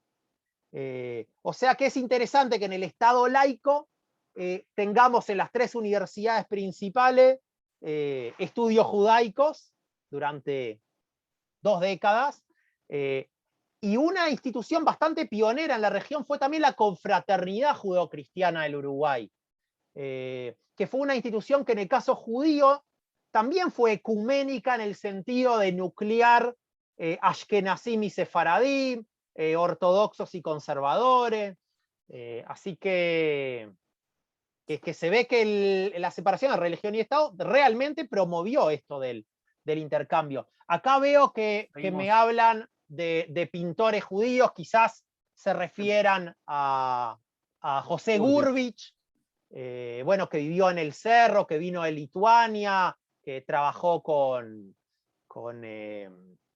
Torres García, y que tiene su museo, y sus pinturas se pueden ver. Vivió en Israel, en el Kibutz Ramot Menashe, muchas de sus pinturas tienen una inspiración judaica israelí, pero en el mundo del arte, por supuesto que hubo una presencia importante, en el mundo de la literatura, y en el mundo del fútbol. Y déjame decir 2 cositas acá, por si tenemos gente amante del fútbol, 2 conexiones con Argentina también. Una tiene que ver con el Estadio Centenario. Ustedes saben, se inaugura en 1930. El primer mundial, toda esa historia del Uruguay, que después fue la Suiza de América, y cuando ganaba los campeonatos mundiales de fútbol. Uno de los partidos que se jugaron en 1930 fue entre Peñarol y Hapoel Superstar, que llegaba de Nueva York. Uno de los que jugaba ahí, la estrella del equipo, era Bela Gutman, que después va a ser técnico de Peñarol, y bueno, técnico del Benfica, y el que predijo esa maldición de que nunca más ganarían la Copa Europa después que lo echaron.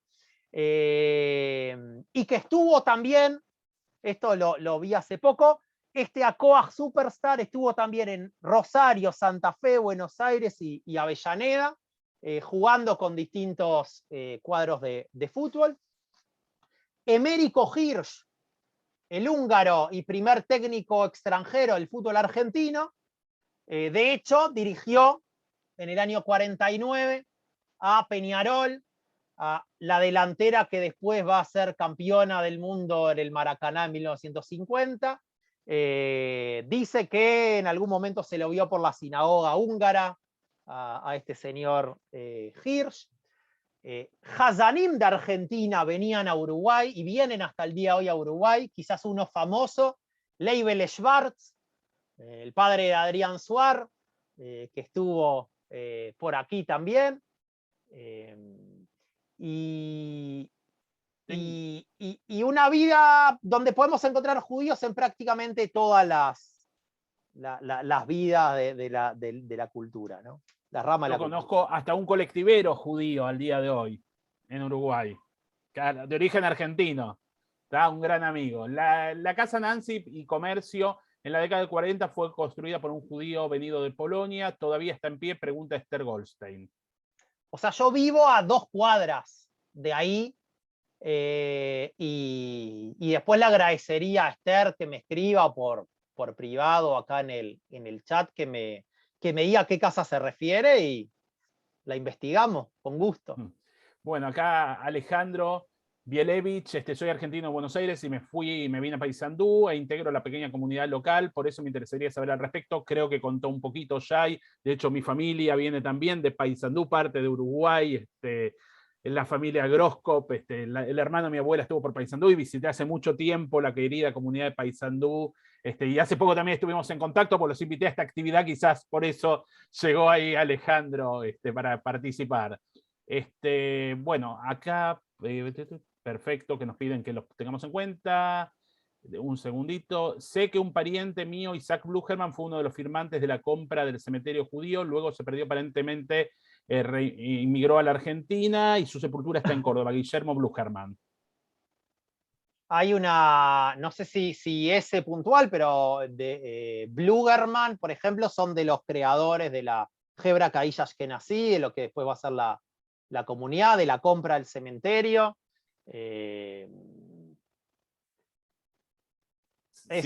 Aparece en muchas de las actas. Si podés, Irene Munster pregunta si podés renombrar las otras colonias que dijiste, aparte de la 19 de abril.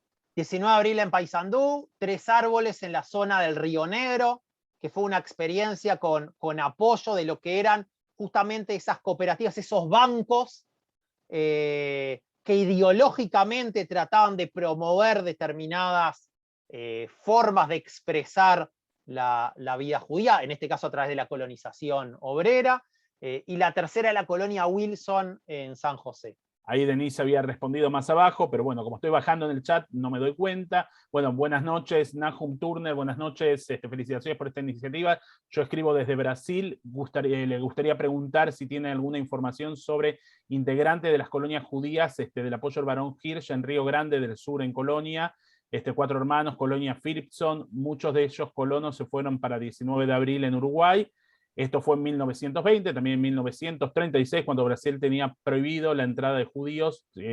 Tuvo una forma de, un segundo, 1936, bueno, tuvo una forma que crió viviendo en Uruguay, por vía terrestre de Puerto Alegre. Si querés contar un poquito de eso. Bueno, lo dice él mismo, ¿no? O sea, la colonia 19 de abril, en realidad, la de Paysandú, se forma justamente con algunos colonos que vienen de la colonia Cuatro Hermanos de Brasil, que vienen caminando por las vías de tren, todo el camino, cruzar la frontera hasta llegar a Uruguay, y se empiezan a asentar ahí. Muchas de las primeras formas de vida judía organizada en realidad surgen ahí, en esa colonia 19 de abril, porque en realidad fueron pioneros en tener un cementerio, fueron pioneros en tener algunas instituciones educativas, tuvieron su sinagoga. No hay una relación exacta, una correlación exacta con lo que es la comunidad judía de Paysandú hoy, pero de alguna manera algunos de esas familias son las que después terminaron fundando la Mabel Misberg dice, haber viajado tantas veces a Uruguay, solo gracias a tu interesante comentario me entero de tanta vida judía, así que estás invitada, Mabel, a recorrer Uruguay de la mano del experto que es Jay.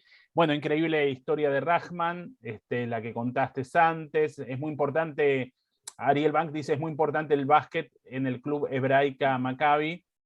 Bueno, fueron campeones uruguayos más de una vez, hay que decirlo, ya sin jugadores judíos, pero técnicos judíos, directivos judíos. Roberto Balasac, saludos de Santiago de Chile, con el privilegio de haber conocido valiosos hermanos uruguayos, gracias por la información. La juventud uruguaya de pie también hacía esvásticas, acá Ariel Bank comenta, si querés comentar un poquito, 2 líneas sobre eso. Sí, si hablamos de antisemitismo en Uruguay, tenemos que hablar, y de carácter, sobre todo el carácter de que viene de la extrema derecha, nazi y neonazi, o inspirado en el nazismo. Hablamos básicamente de 3 grandes periodos. En los años 30, que es esto de un movimiento nazi trabajando en Uruguay, con listas negras y con un combate, hay que decir, de las autoridades, si bien esos primeros años, el año 33, todavía teníamos un régimen acá dictatorial, y muchos políticos mirando hacia Italia y Alemania. En los años 60, años convulsos en Uruguay, sucedió este tema de las marcadas, y tenemos también mucha prensa y desde sectores conservadores de la sociedad atacando la presencia judía en Uruguay. Y después tenemos en la época de la dictadura, en el caso uruguayo estamos hablando del 73 al 85, también presencia de militares inspirados en el nacionalsocialismo. También tuvimos el fenómeno aquí, por supuesto, de torturas, desaparecidos, fusilamientos. Y bueno, y si bien los testimonios son mucho menores que en Argentina, hay muchos testimonios de una mayor crueldad, una doble crueldad con presos políticos judíos. Teresa Acedo pregunta si así como se dio el teatro en yiddish y literatura en yiddish en la Argentina, si hay algo en ladino en Uruguay, algún desarrollo de la cultura judeo-española. Bueno, hay que decir que yiddish sigue habiendo clases hasta el día de hoy, siguen habiendo dos grupos teatrales en yiddish y coro yiddish, y el caso de ladino, hay clases de ladino en Uruguay, lo organiza la comunidad israelita sefaradí. Hay determinadas ceremonias que se siguen haciendo, hay, bueno, acto cada 31 de marzo, acto en recordación de la expulsión de los judíos de España. Es una cuestión que está, talleres de cocina, y el centro cultural, o los centros culturales españoles centrales, digamos, que operan acá en Montevideo, organizan junto con el Centro Cultural Sefaradí jornadas de judaísmo sefaradí abiertas a todo público. Así que eso es muy, muy interesante. Respondo acá a lo que aparece también acá del tema de los kibutzim en Israel. Muchos kibutzim fundados e integrados por israelíes, por uruguayos, perdón, en Israel, de acuerdo a la orientación ideológica, pero podemos hablar de muchos kibutzim, de Anoar Atzioni, de Shomer Hatzair, de lo que es Dror y Judá Bonim.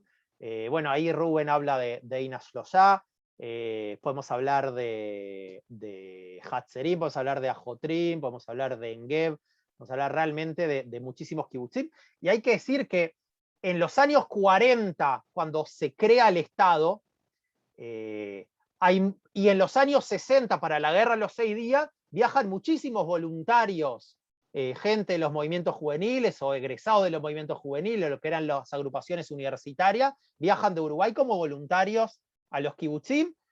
Tenemos, eran 17, si no me equivoco, por ahí, caídos uruguayos también que se recuerdan en Yom HaZikaron. O sea que hay una presencia importante. El chiste uruguayo que se hace en Israel es, dicen, cuando un israelí conoce a un argentino bueno es que es uruguayo, ¿no? Porque hablamos igual, simplemente. Bueno, porque no lo ibas a hacer vos, Jay, porque si no iba a ser como antisemitismo, anti-argentinismo. No dije no dije nada de Gardel. No hablamos de temas polémicos, ¿no? Ni del tango ni demás. Bueno, ni del dulce de leche ni demás. Bueno, acá Alejandro Bielevich, a David Freund, lo mató Carlos Peralta, un maestro de escuela convertido al Islam, vilmente por la espalda. Si lo dijo, fue un golpe, la verdad, muy duro para la comunidad y sigue siendo hasta el día de hoy. Excelente todo, muy interesante. Felicitaciones, enormes agradecimientos gigantes. Gracias. Marta Reutemann, también hay que decírtelo, Jay, para seguir incentivando en este trabajo que venís haciendo de investigación y de profundización. Mabel Misberg, muy interesante y un orador de lujo. Liliana Kaplan, y esto no es tu familia, estoy aclarando porque conozco parte de la familia de Jay, muy interesante, muchas gracias. Sí queda grabado y se puede volver a ver y recomendar en el canal de YouTube de Tzavta Centro Comunitario del periódico Nueva Sesión. Esther Moscovich Puckerman, Yoyani daba clases en las Toscas en la Avenida Central. Las Toscas es como el Miramar judío, es como el Miramar argentino, es el paralelo en la esquina de la calle 6, llamada Sinagoga de las Toscas Canelones. De Yoyani se cuentan también anécdotas muy impresionantes, que con una aguja clavaban el Talmud y decían la letra de arriba y de abajo y decía las frases. Un hombre que tenía una memoria textual impresionante, que le dijeron alguna vez si sabía el polaco, creo el idioma, él decía que no, que le den una semana con un diccionario y salía hablando polaco, ¿no? Hay muchos mitos alrededor de eso. Hablando de idioma, y Tirá, ya que igual si hay mencionaron, alguna primicia, podés tirar a los amigos de Tzaptan. No van a contar mucho los que están acá que se descubrió. ahora que dijiste que queda grabado, todavía voy a... Pero no, dije sí que se encontraron documentos acá en Uruguay. A mí me está interesando el próximo documental sobre Giussani, que tiene que ser producido acá, que tiene que ver con por qué Uruguay, o sea, qué lo lleva a él a estar tantos años acá. Pero bueno, eso para nosotros. No, algo el tema de los idiomas y las culturas, yiddish, ladino. Cuando Itzhak Nabon, que después fue presidente de Israel, pero que llega acá para estar en la primera legación, la primera embajada israelí en Uruguay, escribe sus memorias, ¿no? Él estuvo después estuvo en Argentina también, escribe sus memorias y en las memorias dice que esta era una comunidad muy vibrante, había de todo, que acá él en realidad conoció lo que es la vida en la diáspora, que conoció dos cosas: la compasión, sentimiento de compasión, de decir, ustedes judíos acá en el extremo del mundo y nosotros construyendo un Estado judío en Israel, pero por otro lado la solidaridad que la conoció acá. Y dice que ya antes de salir en Israel le advierten sus jefes, le dicen, cuando llegues a Sudamérica te van a preguntar por tu preferencia por el hebreo o el yiddish. Y él tomó una frase de Mendele Mohersfeuerem que dice, los hombres, los judíos, tenemos dos fosas nasales con las cuales respiramos, o sea que aquí tenemos las dos culturas. Y él dijo algo muy lindo en las memorias con respecto a lo de yiddish y ladino también, que es que muchas de las reuniones y asambleas de instituciones judías en Uruguay se hacían en yiddish, o se terminaba hablando en yiddish, y que los sefaradim no paraban de quejarse, que él tuvo que contratar un maestro particular con el que llegó, estamos hablando de un tipo que manejaba no sé cuántos idiomas, incorporó el yiddish también como para leer protocolos, escuchar, hablar conversaciones simples y poder escuchar los discursos sionistas. Así que bueno, eso, una anécdota de los idiomas. Acá en Facebook, Alberto Guido Chester, felicitaciones por una excelente disertación. Flora Rodríguez López, también muchísimas gracias por tan interesante, documentada y didáctica conferencia. Es un honor escucharte. Bueno, acá parientes que están buscándose y consultándose, muy interesante. Denise Alterbein, muy interesante y completa presentación, muchas gracias.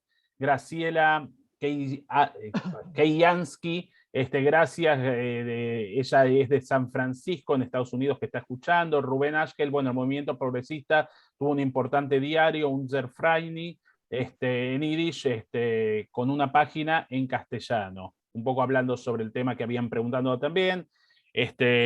Muchas gracias, Shai, buenísima la charla. Damián Lipschitz, excelente charla, muy ilustrado. Mabel Mitzver, Ángel Goldman, hay un pintor judío cuyas obras se muestran en visitas, esto es lo que contó recién Shai también. Rubén, el pintor Kleist, cuyos cuadros eran de temas judíos, puede ser también, hay comentarios. Mi abuelo hizo un arte, acá Graciela Kiyansky dice, mi abuelo hizo un arte maravilloso en Uruguay y no conocido, León Blubaum, ¿no? Los judíos que eran dedicados a ganar dinero como medio de poder y seguridad. Hoy muchos artistas son judíos en el Uruguay, artistas plásticos. Recordemos el rol de los dirigentes políticos y sindicales de origen judío. Pienso en Kramerman, por ejemplo, que fue ministro, Ariel Bank, también interesante, ¿no? Hablando de la integración que vos hablabas, que contaste antes también. Irene Litvan, felicitaciones por una charla muy bien documentada, de armado, así que agradecen. Ahí lo del kibutz que ya habías contestado, lo de las trata de blancas, ¿en qué año? Me preguntan en privado, que me lo mandó, más o menos 1930, cuando acá cae la Tzvi Migdales que se van para Uruguay, ¿no, Shai? Sí, sí, sí. Ángela Baxman, que ya había dicho que iba a escuchar y no se iba a perder tu charla en Facebook, que vimos el comentario. Colega en Marcha por la Vida Así en es, Polonia. Y Gracias querida, por querida Morá acompañar. también, saludos allá y excelente exposición. Ahí siguen los Fanny Sorgen, muy interesante, muchas gracias, brillante, completa disertación, Jay, fuerte abrazo, Gerardo de la comunidad, que también lo mencionaste, es expresidente de la comunidad. Oro del Rin, ¿ayudaban a los nazis? Marta Royman. Bueno, es de los sitios que se mencionan como lugares de reunión, hay algunos clubes sociales que se mencionan. En la época del nazismo circulaban listas negras de un lado y para el otro, exhortación a los comerciantes judíos a no comercializar con comercios o empresas alemanes, ahí figuraban algunos de esos lugares de reunión. No se puede hablar de Jerem, pero cierto enojo también con algunos judíos que seguían comercializando con alemanes en esa época. Ahí Ángela Cid, que preguntó sobre el aspecto religioso en la vida de los inmigrantes, ya lo dijiste, dice saludo y excelente conferencia, muy acertada, ya lo abordaste. Breña dice excelente exposición, gracias. Felicitaciones, Jay, excelente ponencia. Marcel Ketchner, felicitaciones, ya lo acabo de leer. Muchas gracias. Como sabe este muchacho tan joven, excelente, Alejandro Bielevich. Sí, la verdad es como dije, ya era una promesa ya hace muchos años cuando lo conocí, más de 20. Sí, más de 20. Sí, mejor no Más de 20, eras un niño, todavía has nacido. Dejemos Ya era un joven, una promesa, y la verdad que la gente siga pensando que tengo 25. no vamos a decir la edad, pero ya era un joven que prometía mucho y la verdad, al día de hoy, un poco más adulto y sigue siendo joven. Para mí es un orgullo de esos jóvenes, que las comunidades tienen que estar orgullosos por todo lo que hacen, el trabajo en general y su compromiso. Muchos ashkenazim hablan hebreo y lloran y se quejan en yiddish, así es verdad. Muchas gracias por tanto, Abraham Noejovich. Y bueno, con este comentario cerramos ya y te dejo la última palabra. Agradecerte en nombre de Tzavta, Centro Comunitario, en nombre del periódico Nuación, en nombre de la comunidad Betel, esta oportunidad maravillosa de conocer la historia de la querida hermana comunidad del Uruguay, de compartir contigo este espacio maravilloso, y por supuesto al público en general que está acá fuerte, tanto en Facebook como en Zoom, sosteniendo casi 2 horas de charla y que podríamos seguir conversando muchísimas horas, ¿no? Ya cuando hablamos que más o menos 1 hora, hora y cuarto, ni vos ni yo nos creímos esto, pero no importa, ninguno de los dos lo dijimos. La verdad, un placer. Gracias por la invitación, gracias también por el intercambio a través del chat. Me están llegando mensajes por privado también, así que agradezco también. Yo igual dejo acá en el chat mi correo, por si hay consultas o datos o información. Quiero decir una última cosa para cerrar, que tiene que ver justamente con cuáles son las fuentes que llevan a poder hablar de una historia judía en Uruguay, o a poder compartir con ustedes fotos y documentos. Y es justamente cosas que nos van llegando y que empezamos con los tours. Y en los tours recibíamos personas locales y personas extranjeras. Y nos decían, bueno, te faltó hablar de la heladería Chingolito en el barrio de los judíos. Y te faltó hablar de tal cosa. Y no dijiste nada de... Bueno, y transformamos la queja en una invitación a contribuir. O hablaste de los Ashkenazim y no dijiste nada de los Sefaradim. O no dijiste nada de la NSI o de la Beneverit. Bueno, invitamos a muchos a contribuir con nosotros. Digo nosotros y digo un grupo de jóvenes, gente como yo, que muchas veces de manera honoraria nos dedicamos a intentar rastrear la historia de la vida judía en Uruguay, y fuimos acumulando tanta información y además la experiencia de trabajo en el exterior, en Polonia, en otros lugares, dijimos, bueno, acá hay suficiente material como, por un lado, ir creando un archivo central comunitario, y hoy en día formamos parte, gracias a la iniciativa del doctor Efraim Sadoff en Israel, formamos parte de la red de archivos judíos en Latinoamérica, y por otro lado, de ir pensando en la posibilidad de crear un museo judío del Uruguay. Es el 4º proyecto de museo en la historia, y este intenta recoger las experiencias aprendidas de los anteriores. Tenemos un acuerdo con la comunidad sefaradí para poder alojar estas exposiciones y el archivo comunitario en lo que es la sede del templo de la Ciudad Vieja, en la calle Buenos Aires, que es un edificio enorme, tiene 4 pisos. Así que la invitación también a aquellas personas que tienen materiales, que conocen gente, que tienen familiares, a que nos escriban a ese mail que les mandé.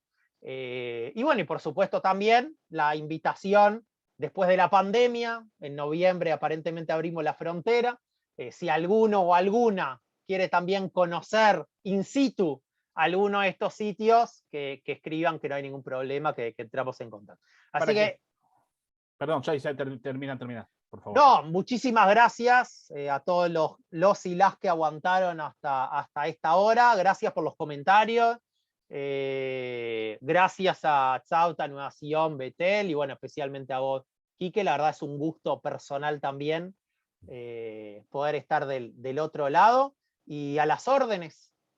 Shai, vamos a hacer algo para que la gente se quede tranquila. Todos los comentarios y todas las cosas que están en el chat, yo se las voy a pasar a Shai, para que no me sienta yo culpable y ustedes no se sientan incómodos tampoco. Vamos a pasar a la vista de la galería. Primero, para desearnos todos, Shanato Bau Metuká, un buen año, y segundo, aplaudir el aplauso merecido para Shai por la dedicación, el esfuerzo, el trabajo y esta charla maravillosa que nos acabamos de compartir. Así que, Shai, lo mejor para vos, para tu familia, para la querida comunidad de Uruguay, que todos tengamos un buen año y nos podamos reencontrar y seguir recuperando los valores y la historia de nuestras comunidades, que acá también, como hablamos varias veces con Shai, acá también falta muchísimo y tenemos que lograr recuperar parte de nuestra historia, pues parte de nuestra identidad y la identidad del pueblo judío también. Así que buenas noches, muchas gracias a todos por participar y todas. Shana Tová Umetuká de nuevo. Shana Tová.